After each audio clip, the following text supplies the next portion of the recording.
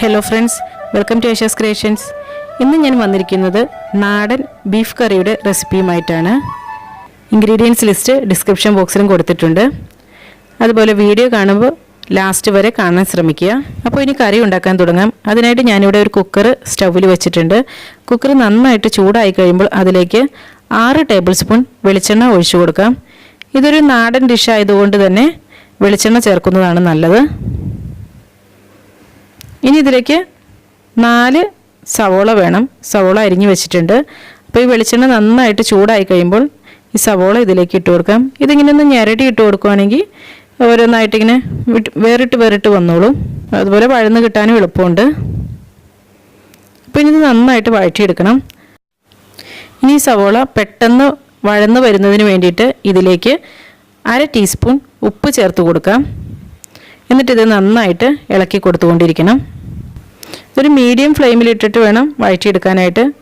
ഇത് വഴന്ന് നല്ല ട്രാൻസ്പെറൻ്റ് ആയി വരുമ്പോഴേക്കും ഇഞ്ചി വെളുത്തുള്ളിയൊക്കെ ചതച്ചെടുക്കണം. അപ്പോൾ ഞാനിതൊന്ന് ലോ ഫ്ലെയിമിലാക്കിയതിന് ശേഷം ഇഞ്ചിയും വെളുത്തുള്ളിയൊക്കെ ചതച്ചെടുക്കാൻ പോവുകയാണ്. 2 തുടം വെളുത്തുള്ളി, 2 ഇഞ്ച് നീളമുള്ള ഒരു കഷ്ണം ഇഞ്ചി, 5 പച്ചമുളക്, ഇത്രയും ഒരു മിക്സിയുടെ ജാറിലിട്ട് ഇട്ട് കൊടുക്കാം. ഇതുപോലത്തെ 2 വെളുത്തുള്ളിയാണ് ഇതിലേക്ക് എടുത്തിരിക്കുന്നത്. അതിൻ്റെ തൊണ്ടൊക്കെ കളഞ്ഞതിന് ശേഷമാണ് ഇതിലേക്ക് ഇട്ടത്.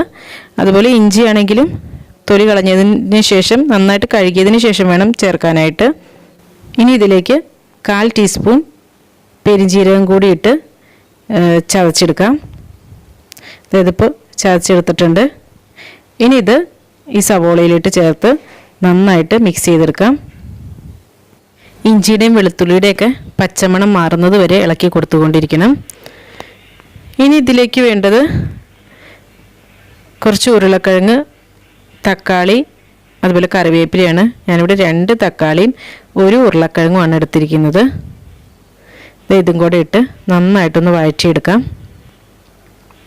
ഇതിപ്പോൾ മീഡിയം ഫ്ലെയിമിലിട്ടിട്ടാണ് ഇതൊക്കെ വഴറ്റിയെടുക്കുന്നത്. ഇനി ഇതിലേക്ക് 3 ടേബിൾ സ്പൂൺ മല്ലിപ്പൊടി ചേർത്ത് കൊടുക്കാം. പൊടികളിൽ ആദ്യം എപ്പോഴും മല്ലിപ്പൊടി ചേർക്കണം. എന്നിട്ട് നന്നായിട്ട് വഴറ്റിയെടുക്കണം. അതിന് ശേഷം വേണം ബാക്കിയുള്ള പൊടികളൊക്കെ ചേർക്കാനായിട്ട്.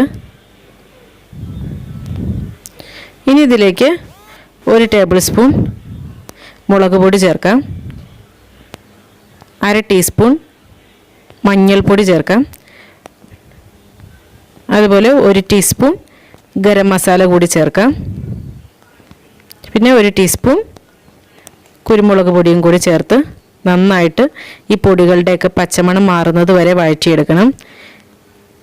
ടേബിൾ സ്പൂൺ എന്ന് പറഞ്ഞത് വലിയ സ്പൂണാണ്, ടീസ്പൂൺ എന്ന് പറഞ്ഞത് ചെറിയ സ്പൂണാണ്. ഇനി ഇതിലേക്ക് വേണ്ടത് 1 കിലോ ബീഫാണ്. ഈ 1 കിലോ ഇറച്ചിയിൽ 100 ഗ്രാം ലിവറും 100 ഗ്രാം എല്ലും കൂടിയുണ്ട്. അങ്ങനെ മൊത്തത്തിലാണ് 1 കിലോ ബീഫ്. അപ്പോൾ ഇത് നന്നായിട്ട് കഴുകി വെള്ളം വലാൻ വച്ചിരുന്നതാണ്. അപ്പോൾ അതും കൂടെ ഈ ഒരു മസാലയിലിട്ട് ഇട്ട് കൊടുത്തിട്ട് നന്നായിട്ട് മിക്സ് ചെയ്തെടുക്കാം. ഈ ഇറച്ചി ഏറ്റവും ടേസ്റ്റുള്ള ഇറച്ചി എന്ന് പറഞ്ഞാൽ ഈ പോത്തിൻ്റെ നട്ടെല്ലിൽ നിന്നുള്ള ഇറച്ചിക്കാണ് ഏറ്റവും ടേസ്റ്റ് ഉള്ളതെന്ന് പറയണേ കേട്ടോ. അതായത് ഇപ്പോൾ നന്നായിട്ട് മിക്സ് ചെയ്തെടുത്തിട്ടുണ്ട്. അപ്പോൾ ഈ മസാലയ്ക്കുള്ള ഉപ്പല്ലേ ഇട്ടിട്ടുള്ളൂ. അപ്പോൾ ഈ ഇറച്ചിക്കുള്ള ഉപ്പും കൂടെ ഇട്ട് കൊടുക്കാം. അപ്പോൾ അതിന് വേണ്ടിയിട്ടൊരു 1/2 ടീസ്പൂൺ ഉപ്പും കൂടെ ഇട്ട് കൊടുത്തിട്ടുണ്ട്. ഇനി ഇത് നന്നായിട്ട് മിക്സ് ചെയ്തെടുക്കണം. ഇത് കുറച്ച് നേരം കഴിയുമ്പോൾ ഇതിൽ നിന്നൊക്കെ ഈ വെള്ളമൊക്കെ ഊറി വരുന്നതാണ്.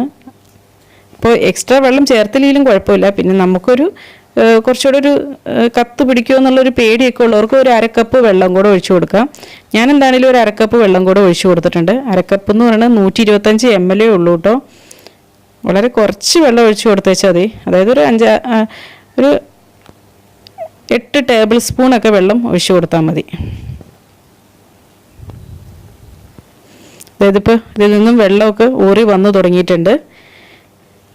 ഇനി കുക്കർ അടിച്ച് വെച്ച് ഒരു വിസിൽ വരുന്നത് വരെ വേവിച്ചതിന് ശേഷം പിന്നീട് ലോ ഫ്ലെയിമിലിട്ട് മാറ്റിയിട്ട് ഒരു 20 മിനിറ്റ് കൂടി കുക്ക് ചെയ്തെടുക്കണം. അപ്പോൾ ഇനി ഇത് താളിച്ചെടുക്കാൻ വേണ്ടിയിട്ട് ഒരു ചട്ടി സ്റ്റൗവിൽ വെച്ചിട്ടുണ്ട്. അതിലേക്ക് 1 ടേബിൾ സ്പൂൺ വെളിച്ചെണ്ണ ഒഴിച്ചു കൊടുക്കാം. വെളിച്ചെണ്ണ നന്നായിട്ട് ചൂടായി കഴിയുമ്പോൾ അതിലേക്ക് 5 ചുവന്നുള്ളി ചെറുതായിട്ട് അരിഞ്ഞതും കുറച്ച് കറിവേപ്പില കൂടി ഇട്ട് കൊടുക്കാം. എന്നിട്ട് ഇത് നന്നായിട്ട് വഴറ്റിയെടുക്കണം. അതായത് ഇപ്പോൾ നന്നായിട്ട് വഴന്ന് ഈ ഉള്ളിയുടെ കളറൊക്കെ ചേഞ്ചായി വന്നിട്ടുണ്ട്. ഇനി ഫ്ലെയിം ഓഫ് ചെയ്യാം. കുക്കറിൻ്റെ എയറൊക്കെ പോയ ശേഷം കുക്കറിൻ്റെ അടപ്പ് തുറന്നിട്ടുണ്ട്.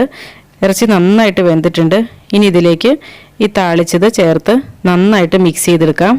ഇതിൻ്റെ ടേസ്റ്റ് ഒന്ന് നോക്കാം. കുറച്ച് ഉപ്പ് കുറവുണ്ട്, കുറച്ച് ഉപ്പും കൂടെ ചേർത്ത് കൊടുക്കാം. ഒരു 1/4 ടീസ്പൂൺ ഉപ്പാണ് ചേർത്ത് കൊടുത്തത്.